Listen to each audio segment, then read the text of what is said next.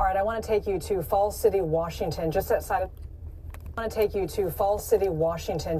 Seattle, where a 15-year-old was charged with the horrifying murder of his two parents and three of his siblings, tried to blame his brother for the crime as well. That's detailed in court documents.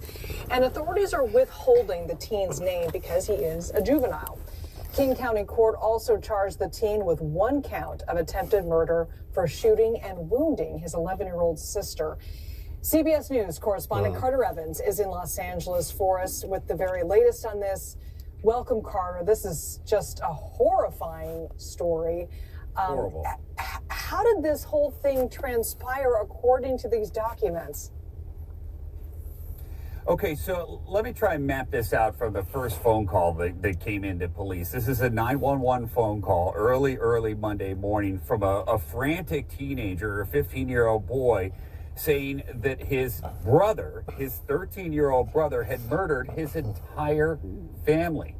Now, just a few minutes later, they get a second 911 phone call. This is from a neighbor's house, and it's a girl claiming to be the boy's sister. And he says, no, it wasn't the brother, the 13-year-old brother that murdered the family. It's the one that called 911 that murdered the entire family. He also shot me. So then police come to the scene, and they say it looks like the suspect, the 15-year-old boy there, had arranged the scene and tampered with evidence to make it look like the 13-year-old brother had actually committed these crimes, shot the family, and then shot himself. Right now, that sister was treated at the hospital and released. She was shot at least one time. We're told she played dead until her brother left her bedroom after he shot her, and then she climbed out a window and ran to the neighbor's house. Oh, Carter, the details of this are just so horrific.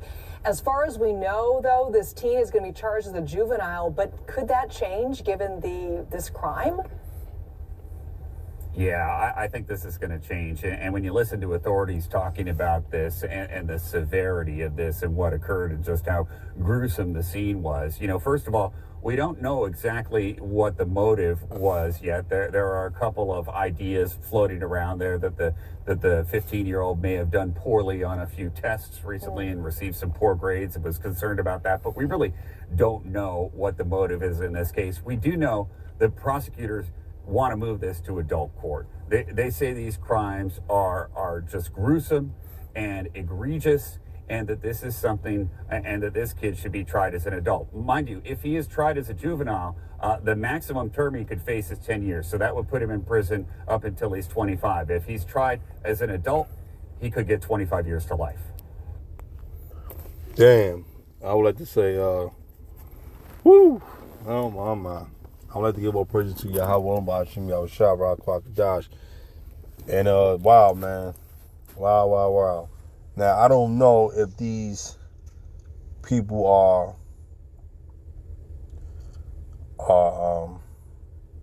so-called black people or so-called white people. So, I'm going to speak on both sides. Let's start with the so-called white man. The so-called white man's spirit from the beginning is it's a murderous spirit, It's a killing spirit, He do this all the time. You see this in their families. You hear stories like this all the time, that a young man or a young lady have an outrage and they kill or murder their family members. You hear stories like that in different parts of the world. You know what I'm saying? And it's really cringing, because as a parent, you like, damn, you ask yourself, you said, damn, like, what did I do wrong? You know what I mean? Like, did I fail my children? Did I overly push my child? Did I always talk over them, couldn't let them speak? Kids got feelings too. Children got feelings where, they want to express themselves. And they probably feel like the people that love them the most should give them that to express, man. How can they go to somebody that they truly love and they can't even express what they truly feel? Especially if especially you have a family member that you assuming that supposed to love you, you know what I'm saying, turn you down. You know, sometimes your family members can do these type of things to you, man. Hurt your feeling, man. You know, just crush your spirit. Where your spirit gets to the point where you're like, fuck you, fuck y'all. I'm gonna just take y'all out. I'm gonna end y'all niggas now. You know, that's not the best answer. You know what I'm saying? Because, like I said, Esau Kingdom, you're going to get arrested. You know, it's not the best answer to murder your family, man. You know what I'm saying? So to make a long story short, you know, it's just really, really, really, really wicked, man. You know what I'm saying? On this kid's part. So the kid, you know what I'm saying? The 15-year-old kid called and say, my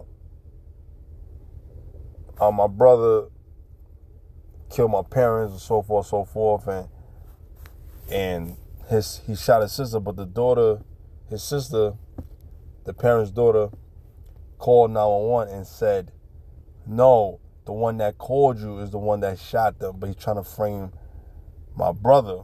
You know what I'm saying? The 13-year-old. So he just probably fed up, man. Probably fed up at, you know, how, you know, he's being ridiculed at home and he's not getting enough, whatever it was, man. You know what I mean? But, you know, Esau has a way of doing things. Esau doesn't care for their own. They murder their own. You know what I'm saying? You can see that, prime example, you can see that with the Italian Mafia. The Italian Mafia, they don't love each other. They kill each other, man. Look at these gruesome ass movies. You don't see movies of us killing each other like that. You know what I'm saying? That's never been our history. Have we done it to each other based upon dealing with the drug game, dealing with you know, all sorts of activities that's not supposed to be for us, but we dibble and dabble in these things? Of course. Have we have traders within our race when it comes to wicked and righteousness? Of course. You know, so yeah, so sometimes killing is justified. Murdering is justified based on the circumstance. You know what I'm saying? So, but we don't have a history of just murdering like these people do. Have we done it wrong? Have we been ostracized, and have we been destroyed spiritually to the point where our spirit's so broken we done it? Of course, we're guilty of it too. But that's coming based from the spiritual world, and also what the things that have been done to us, and these are the curses that fall upon the nation of Israel. Because the Israelites, we're not supposed to live this type of way. You know what I'm saying? You getting a murder in your family, all kind of shit. What kind of shit is that?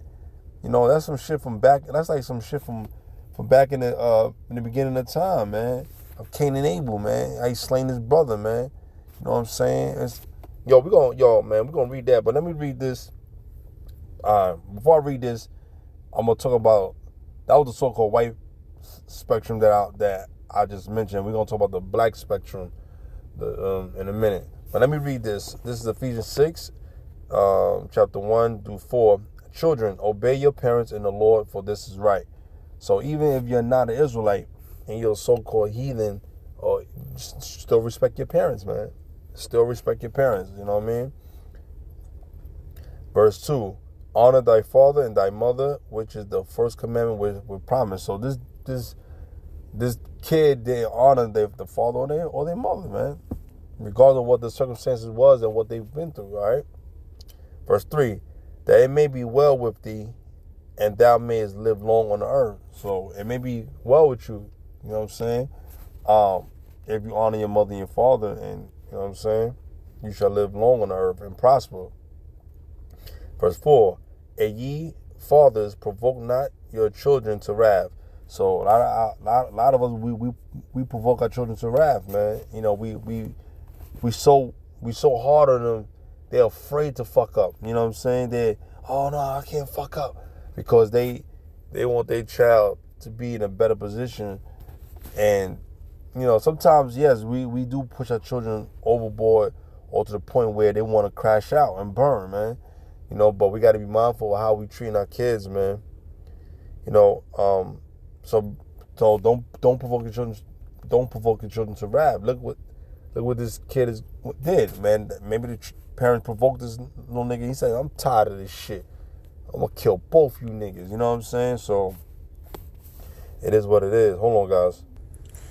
All right, my bad. I'm back, y'all. Is it provoke not your children to wrath, but bring them up in the nurture and the admonition of the Lord. So bring them up with kindness, meekness. You know, the good fruits of the spirit, man. Love your children.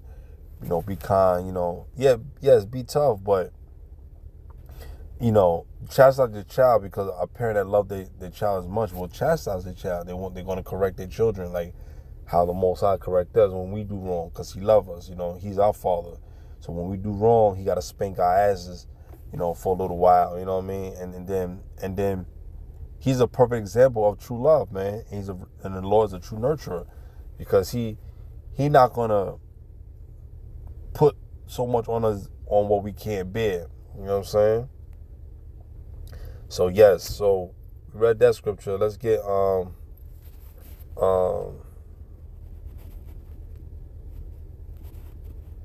let's get that. I'm sorry, guys. Yes. Okay, let's read this. Genesis 4:1. And Adam knew Eve, his wife, and she conceived and bare Cain, and said, I have gotten a man from the Lord. All right. So we read that already. So before I continue on, I'm gonna stop right there. I want to talk about the black spectrum of it. Now, black parents and white parents raise their children totally different. Esau and the children of Israel, parents raise their child different. Okay, hold on, guys. So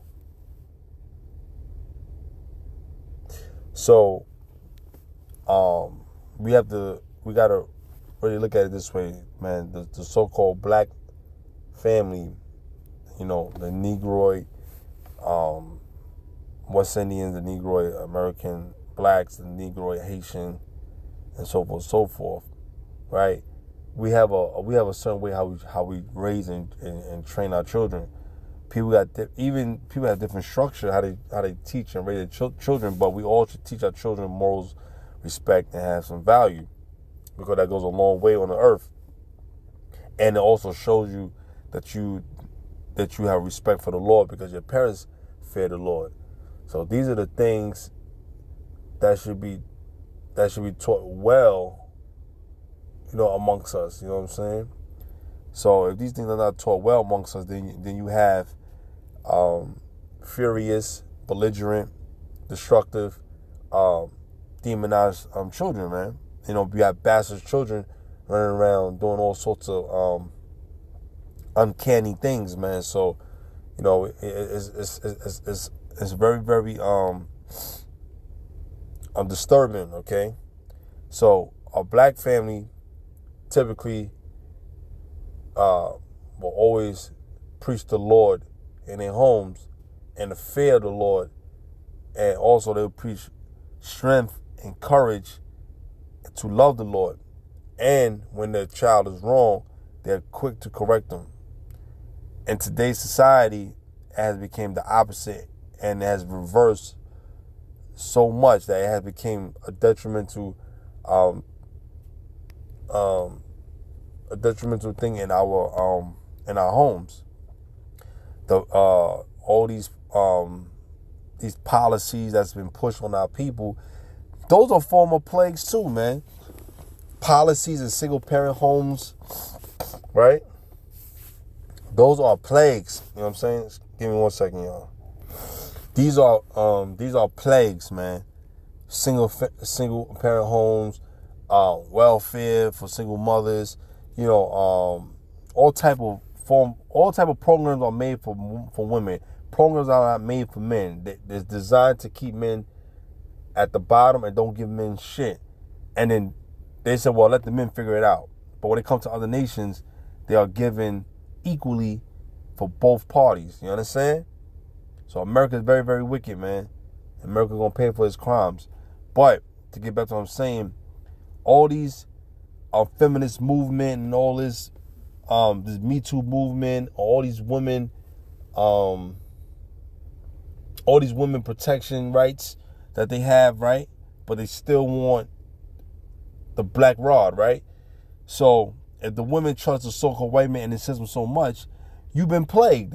You've been plagued literally. You don't gotta actually wait for a literal plague from the Lord to give it to you. He gave you. Those are still plagues upon the so-called black woman. You understand? So she plays a very detrimental part of destroying the home. When you have shit like this, but then when you got a two-parent home, what kind of parents are raising this child? Are these parents destructive?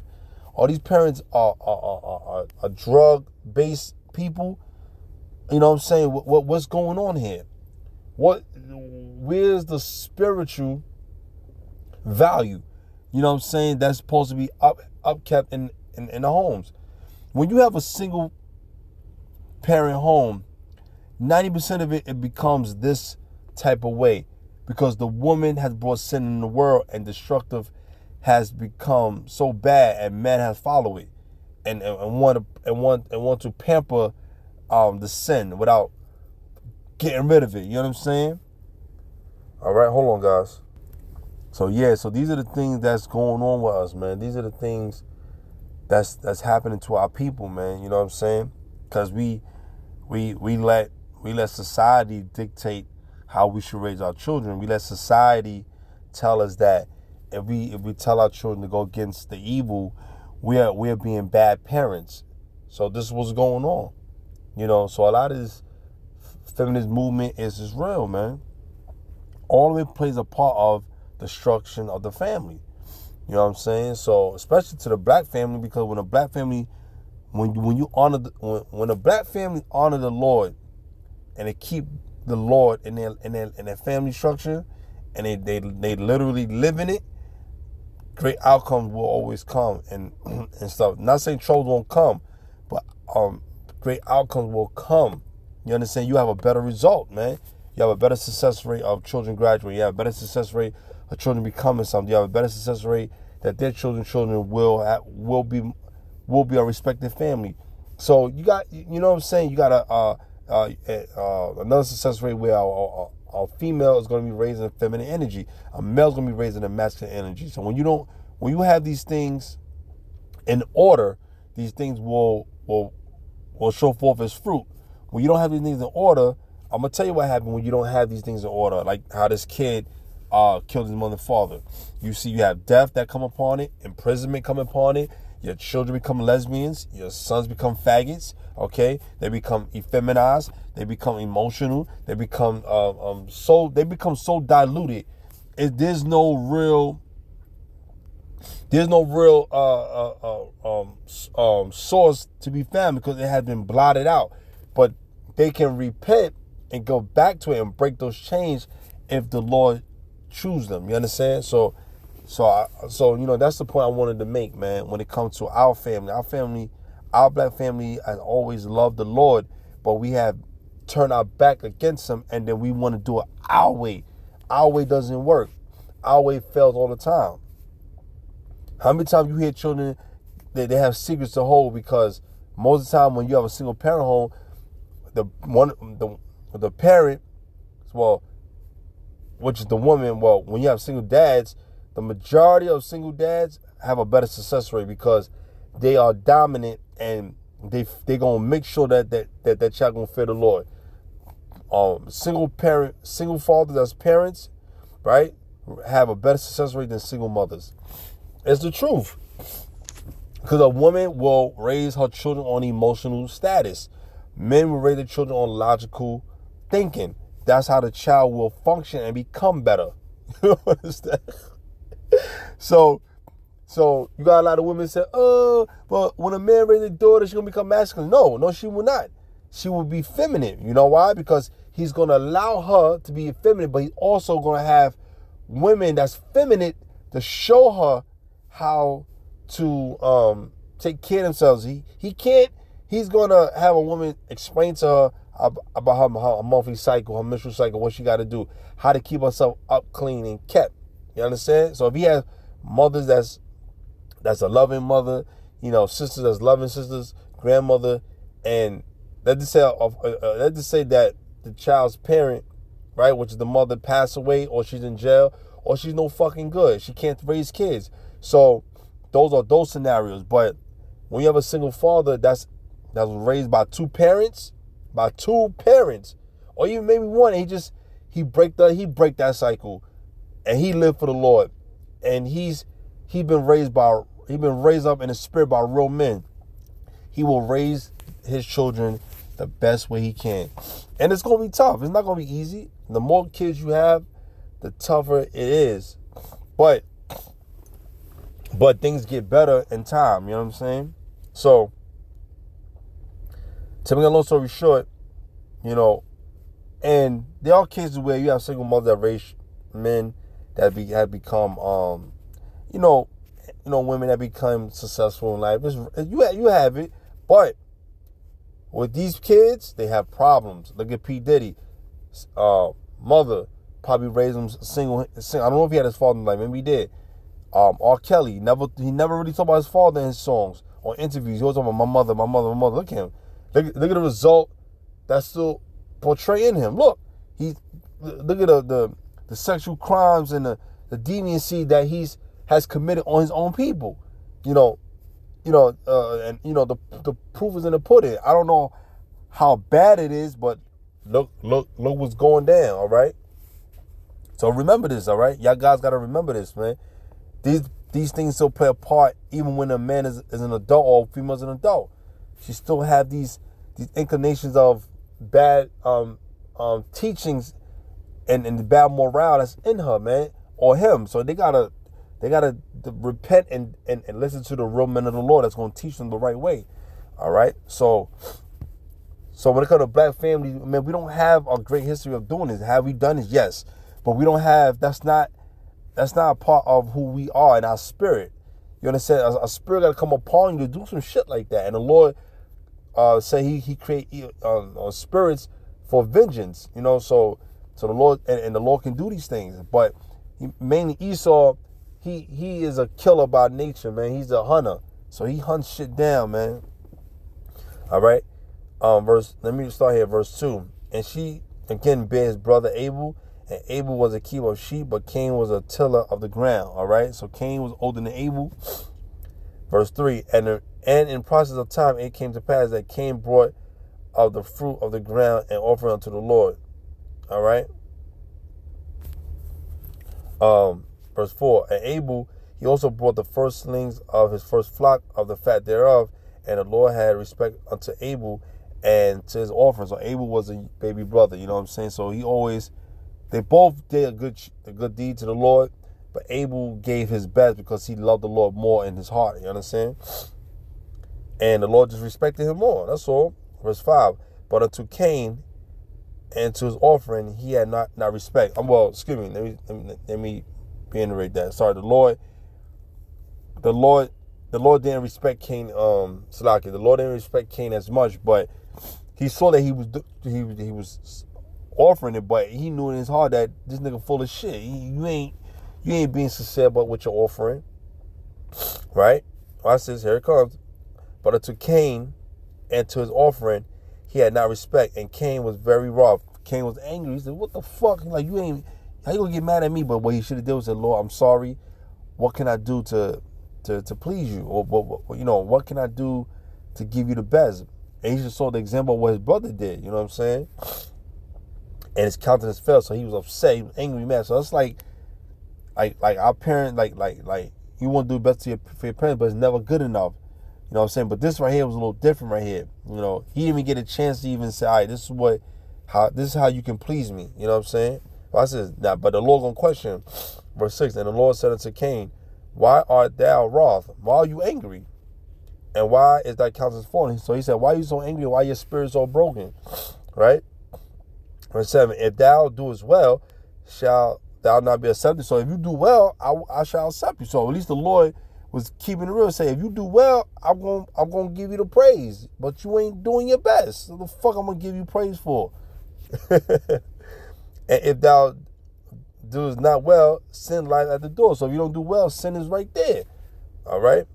And until thee shall be his desire, and thou shalt rule over him. You know what I'm saying? So if you let your anger get the best of you, and you sin it, when you're angry, the scripture said when you're angry, sin not. Because if you do, it's too late. You're like, oh, fucked up. You know what I mean? So be very careful when you're angry, man. Think for a moment and say, nah, let me calm myself, because I could do something wrong or make a wrong mistake. All right? So easy to get in trouble, but it's hard to get out of. Verse 8, and Cain talked with Abel his brother, and it came to pass, when they were in the field, that Cain rose up against Abel his brother and slew him. See? So Cain was mad at Abel. So why the fuck you mad at Abel for? You mad at Abel because he wanted to do right?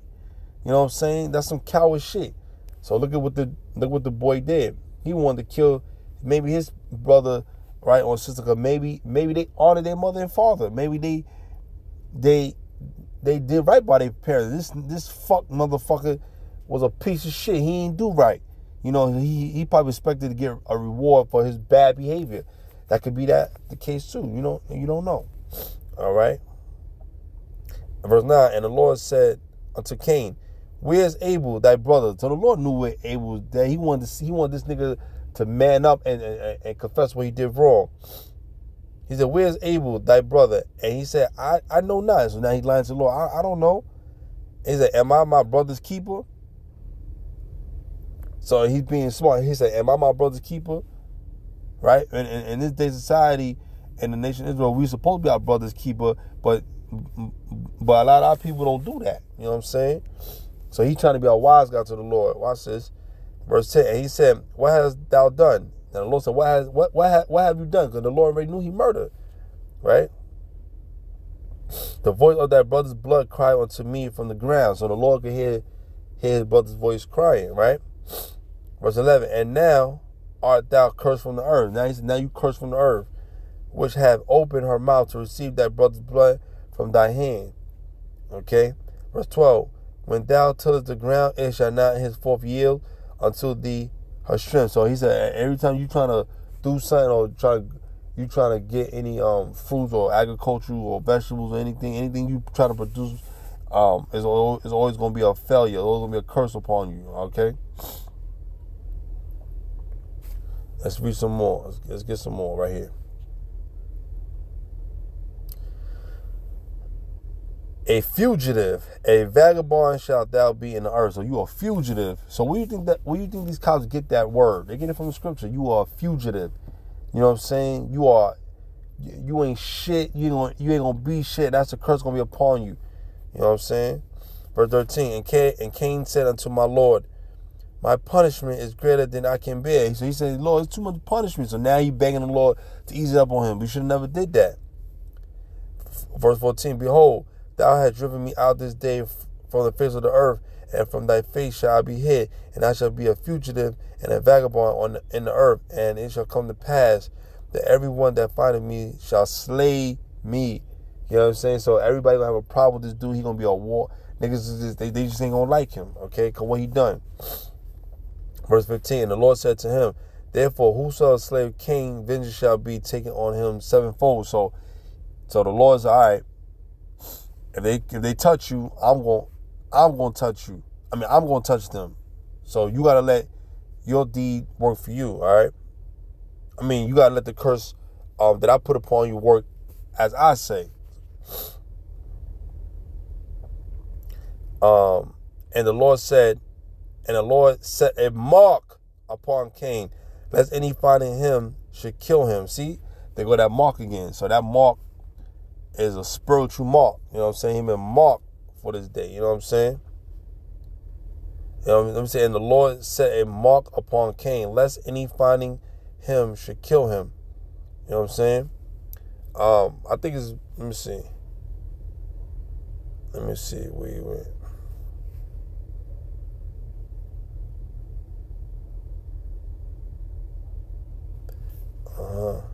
So yeah.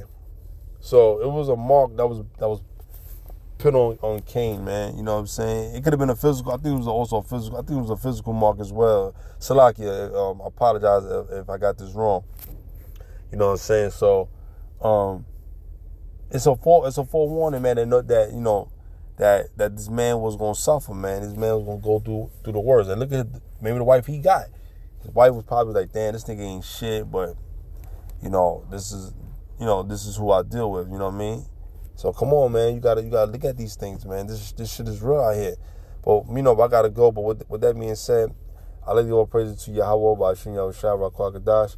And I would like to continue on, but I gotta go. But I hope this video is edifying. Shalom.